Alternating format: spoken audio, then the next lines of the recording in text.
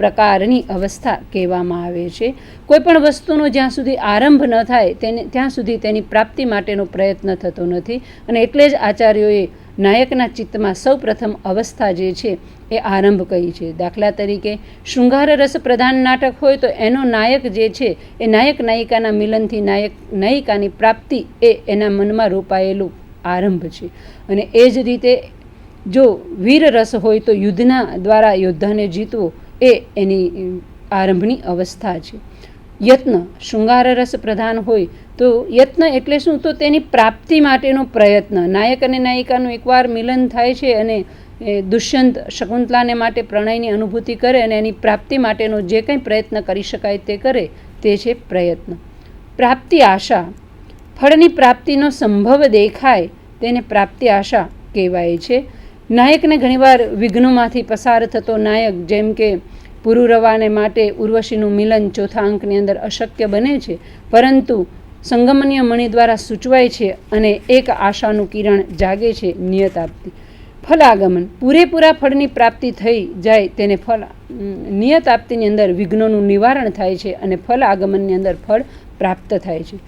આ જ રીતે 5 સંધિઓ આચાર્ય સ્વીકારે છે. અને એ રીતે જોઈએ તો 5 સંધિઓ અને એના સંધિ અંગોનો જ્યારે વિન્યાસ થાય છે ત્યારે નાટકની અંદર જે કથાવસ્તુ છે એ વધુ આસ્વાદ્ય બને છે. રૂપક પ્રકારોની અંદર અને એના પેટા પ્રકારોની અંદર આચાર્યોએ નિશ્ચિત કરી દીધું છે કે કયા પ્રકારની સંધિ કયા રૂપક પ્રકારમાં વપરાય. પરંતુ નાટ્ય પ્રકારનું જે રૂપક છે એની અંદર 5 સંધિઓનો વિનિયોગ આ કવિઓએ કરવો અનિવાર્ય બને છે. અને એ રીતે કહી શકાય, મુખમ પ્રતિમુખમ ગર્ભો વિમર્શ ઉપસંવૃત્તિ ઇતિ પંચસ્ય ભેદાહ સ્યુઃ ક્રાંત લક્ષણમ. આ 5 પ્રકારના સંધિ ભેદો છે. હવે અહીં સંધિ શબ્દનો અર્થ જ થાય છે કે જોડાણ. તો નાટકમાં સંધિ શાનું જોડાણ કરે છે?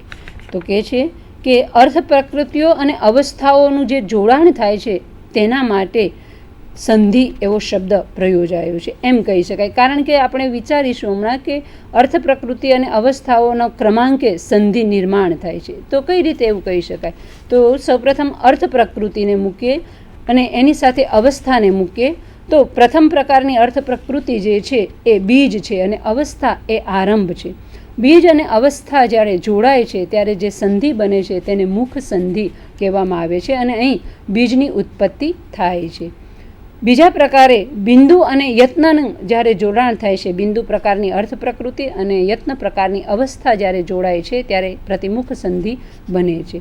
પતાકા પ્રકારની અર્થ પ્રકૃતિ અને પ્રાપ્તિ આશા પ્રકારની જ્યારે અવસ્થા જોડાય છે એની સંધિ થાય છે ત્યારે ગર્ભ પ્રકારની સંધિનું નિર્માણ થાય છે.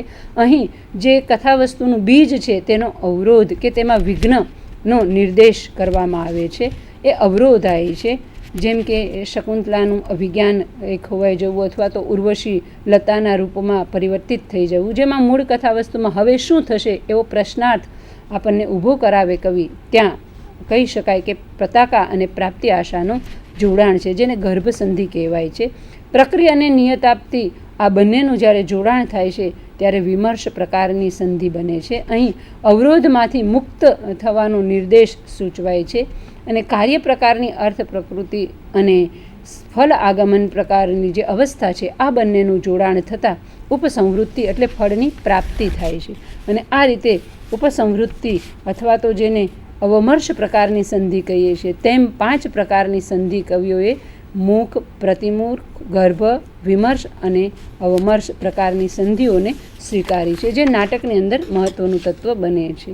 તો આમ વસ્તુ ગૂંથણીને માટે આટલા તત્વોનો સ્વીકાર કર્યા પછી આપણી પાસે છે નેતા. નાટકનો નેતા કેવો હોવો જોઈએ? સંસ્કૃત સાહિત્યના આચાર્યોએ નાટકના નાયક અને નાયિકાનો વિસ્તૃત ઇતિહાસ આપ્યો છે. એના પ્રકારો, ભેદો, પ્રભેદોની બહુ વિસ્તૃત ચર્ચા કરવામાં આવી છે. અને એમાંય 16મી સદીમાં થઈ ગયેલા ભાનુદત્ત આચાર્ય જે છે એમણે એમની રસમંજરી નામની જે કૃતિ છે એ માત્ર સંસ્કૃત સાહિત્યની એકમાત્ર એવી કૃતિ છે કે જેમાં માત્ર નાયક અને નાયિકાના પ્રકારોનું સ્વતંત્ર રૂપે નિરૂપણ કરવામાં આવ્યું છે. અન્ય આચાર્યોએ નાટ્ય તત્વ કે કાવ્ય તત્વના ચર્ચાની સાથે પોતાના ગ્રંથમાં નાયક નાયિકાના વિચારને રજૂ કર્યો છે. અને એ રીતે જોઈએ તો નાટકનો નાયક કેવો હોવો જોઈએ? તો એની અંદર 8 ગુણોનો સ્વીકાર આચાર્યો કરે છે કે જેની અંદર વિનમ્રતા હોય, દેખાવ હોય, ધીર હોય, પ્રિય વાચક હોય, લોકોને પ્રિય હોય, કર્મનિષ્ઠ હોય, યુવાન હોય અને ઉત્સાહી હોય, અને જે નાયક જ્ઞાની હોય એ નાયક ઠરવાને માટે યોગ્ય છે. અને એ જ રીતે નાયકના ભેદો જે છે એ 4 પ્રકારે આચાર્યો સ્વીકારે છે: ધીરોદત્ત, ધીર ઉદ્ધત, ધીર લલિત અને ધીર પ્રશાંત.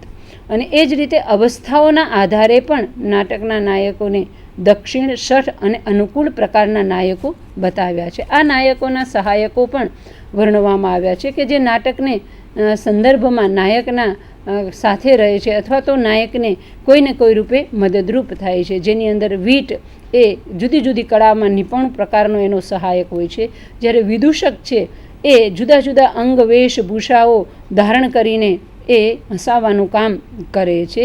એ જ રીતે ચેટ અને પીઠમર્દ પણ નાયકના સહાયકો બની શકે છે. જ્યારે પ્રતિનાયકો છે તે નાયકને માટે એક સ્પર્ધી તરીકે એમની સામે આવે છે, જેમ કે યુધિષ્ઠિરને માટે દુર્યોધન પ્રતિનાયક તરીકે વર્ણવાય છે. એ જ રીતે નાટકની નાયિકાઓ જે છે એ પણ કેવી હોવી જોઈએ? તો વિનમ્રતા વગેરે નાયિકાના પણ ગુણોને આચાર્યો સ્વીકારે છે. અને મુખ્ય રૂપે તો નાયિકાઓ સ્વીયા, પરકીયા, સામાન્ય આ 3 પ્રકારની કહેવાય છે. અને વયના આધારે પણ નાયિકાના 3 પ્રકાર આચાર્યો સ્વીકારે છે: મુગ્ધા, પ્રગલ્ભા અને સામાન્ય. પણ એ ઉપરાંત પણ નાયિકાઓના અવસ્થાને આધારે, એના ભાવોને આધારે એના વિવિધ પ્રકારો આચાર્યો સ્વીકારે છે. નાયિકાના સહાયકોમાં પણ સખી, દૂતી, દાસી અને ધોબણ જેવા પાત્રો એના સહાયક રૂપે નાટકોમાં વર્ણવાયા છે. આમ સંસ્કૃત સાહિત્યના આચાર્યો નાયક અને નાયિકાઓને અને એના સહાયકોને નાટકમાં અનિવાર્ય ગણે છે. આ જ રીતે ત્રીજું તત્વ છે રસ. ભારતીય નાટ્ય પ્રસ્તુતિની જે વિભાવના છે એની અંદર અંતિમ લક્ષ્ય તરીકે નાટકમાં રસસિદ્ધિ અનિવાર્ય અંગ બન્યું છે. અને એટલે કહી શકાય કે આ રસ એ મહત્ત્વનું તત્વ બન્યું છે. આચાર્ય ભરત પોતાના નાટ્યશાસ્ત્રના સંદર્ભમાં અને નાટ્યશાસ્ત્રના 6ઠ્ઠા અંકમાં રસનો જ્યારે વિચાર પ્રસ્તુત કરે છે ત્યારે એક વિશ્વવિખ્યાત એવું એમણે સૂત્ર આપ્યું છે: વિભાવ, અનુભાવ, વ્યભિચારી, સંયોગાત રસ નિષ્પત્તિ. રસની નિષ્પત્તિ એ જ સામાન્ય રીતે નાટકનું પ્રાણ તત્વ છે એમ કહેવાયું છે. તો કઈ રીતે થાય છે? આચાર્ય કહે છે કે વિભાવ, અનુભાવ અને વ્યભિચારીના સંયોગથી નાટકમાં રસની નિષ્પત્તિ થાય છે.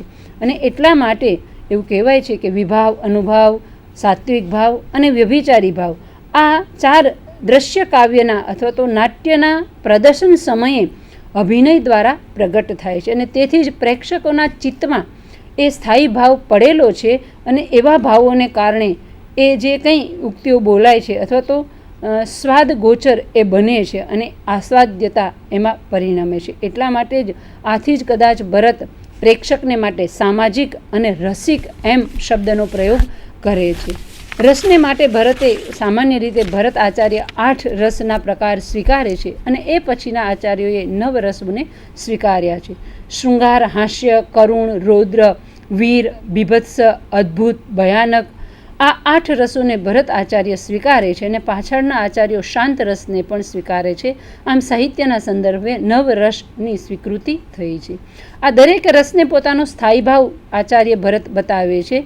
રતિ, હાસ, શોક, રતિ, હાસ, શોક, ક્રોધ, ઉત્સાહ, ભય, જિગુપ્સા અને વિસ્મય એ દરેક રસના સ્થાયી ભાવો છે. જ્યારે શાંત રસને માટે આચાર્યો સમ પ્રકારના સ્થાયી ભાવને સ્વીકારે છે. અને આ સ્થાયી ભાવ જ્યારે વાચકના કે પ્રેક્ષકના ચિત્તમાં પડેલો છે અને એટલા માટે એમની સામે અભિનીત થતો જે દ્રશ્ય છે એમાં જે તે પ્રકારે રસ નિરૂપાય છે, શૃંગાર, હાસ્ય, કરુણ, એની તરત જ એને અનુભૂતિ થઈ શકે છે. આ અનુભૂતિ થવાના કારણો ભરત રસસૂત્રમાં તો બતાવે જ છે. અને એ રીતે જોઈએ તો વિભાવ વિશેષેણ ભાવયંતી ઉત્પાદયંતી એ રસાહા તે વિભાવ. વિશેષ રીતે જે ભાવોને આપણી સમક્ષ મૂકીએ છીએ, અનુભવ આવે છે તેને વિભાવ કહેવામાં આવ્યા છે. અને વિભાવ 2 પ્રકારના છે: ઉદ્દીપન વિભાવ અને આલંબન વિભાવ.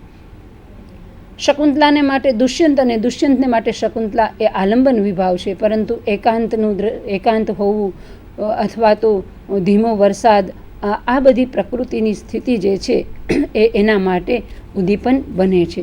તો એ શૃંગાર રસના ઉદ્દીપનો કહેવાય છે.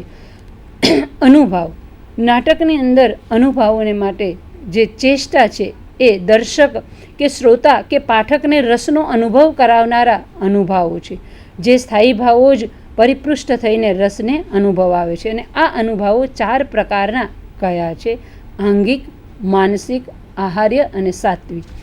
આ 4 પ્રકારે અભિનય દ્વારા આ 4 પ્રકારોને ભાવક સુધી કે રસિક સુધી કે પ્રેક્ષક સુધી નટ પહોંચાડે છે. અને એ જ રીતે સાત્વિક ભાવો, જે સાત્વિક ભાવો એ કુશળ નટની પરીક્ષાનો વિષય બની જાય છે.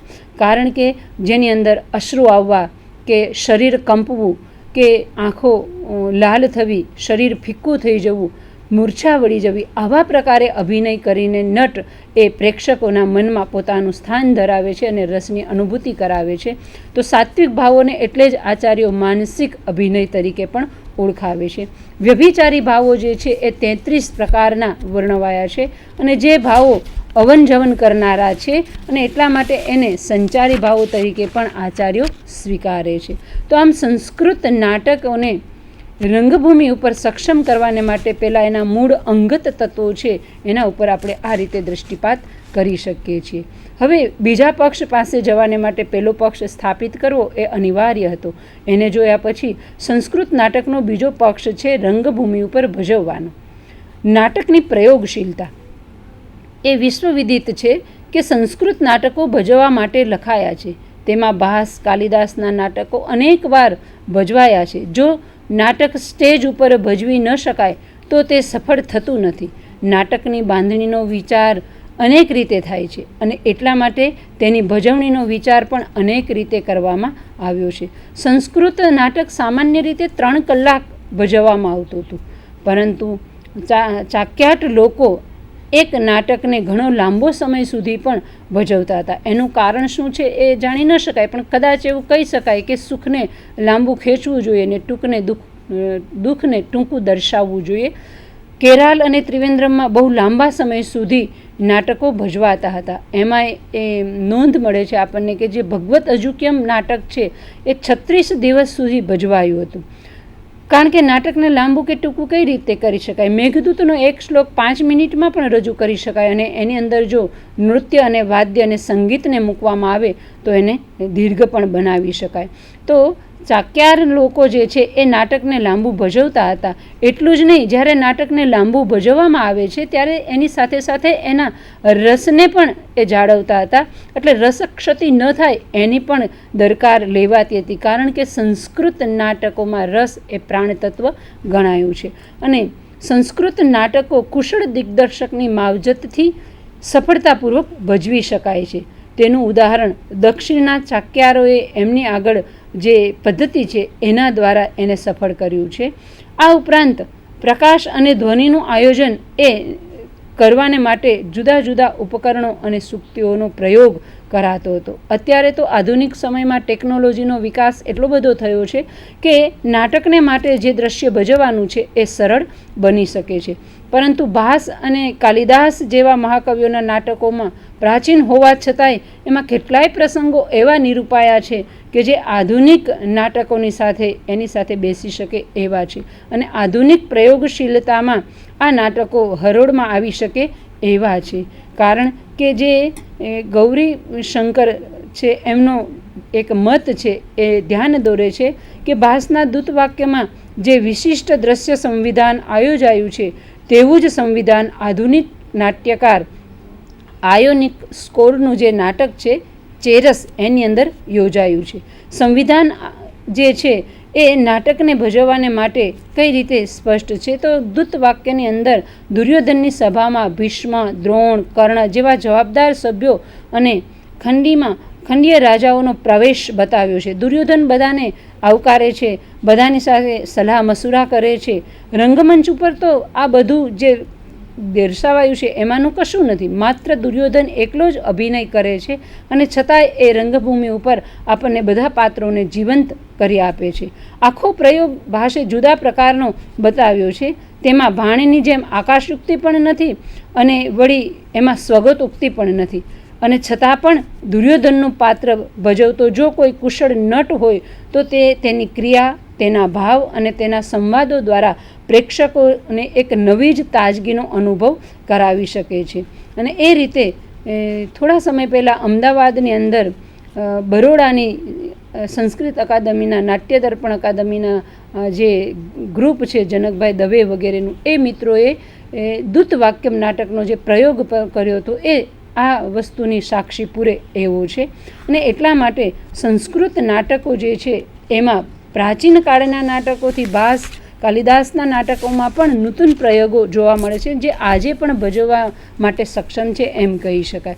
અને આ નાટકો તો અનેકવાર ભજવાયા પણ છે. ભજવણીના માટે મહત્ત્વનું બીજું તત્વ છે દ્રશ્ય સંવિધાન. નાટકનું દ્રશ્ય સંવિધાન એવું હોવું જોઈએ કે એમાં પાત્રો કે દિગ્દર્શકે પોતે જ કલ્પનાઓ કરીને પોતાની ભરપૂર કલ્પનાનો ઉપયોગ કરવો પડે છે. અન્યથા નાટ્યકારને જે કહેવું છે અથવા તો નાટ્યકારની જે અસર છે એ મરી જાય છે. એટલા માટે નાટકની સફળતાનો આધાર શું? તો નાટકની સફળતાનો આધાર કેવો હોય તો કહી શકાય કે નાટકની સફળતાનો આધાર 3 બાબત ઉપર મહત્ત્વનો છે. પ્રયોગ, નાટક સુંદર રીતે પ્રસ્તુત થવું જોઈએ. સંગીત, વાદ્ય વગેરેનો પ્રયોગ થવો જોઈએ. અને સમૃદ્ધિ એટલે કે તેની અંગરચના પાત્ર પ્રમાણે હોવી જોઈએ. પાત્ર પ્રમાણે વેશભૂષા, અલંકાર વગેરે એમને ધારણ કરેલા હોવા જોઈએ. અને અંતે પ્રેક્ષક જેને વખાણે તે જ નાટક સફળ થાય છે. અને આમ સફળ નાટક પ્રયોગને માટે પ્રેક્ષકને પણ એ આવકાર્ય હોવું જોઈએ. નાટકમાં સમય મહત્ત્વનો હોય છે.